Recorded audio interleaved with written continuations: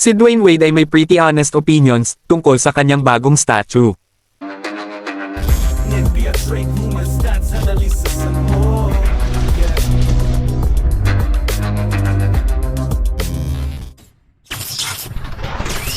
Ang Miami Heat ay naglabas ng isang statue na nagpaparangal kay Wade sa labas ng Casillas Center noong linggo, at ang mga reaksyon ay mabilis at medyo brutal.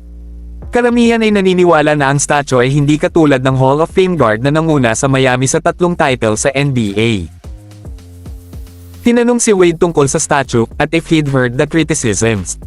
Mabilis siyang umamin.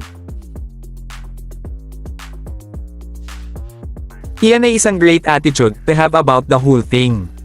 Nabanggit din ni Wade na sa tingin niya ay parang isang iconic actor ang statue.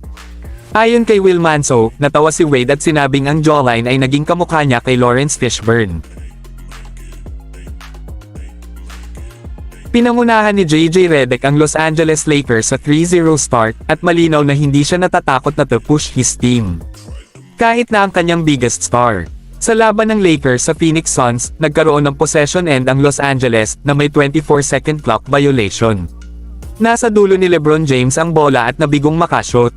Hindi natuwa si Redick.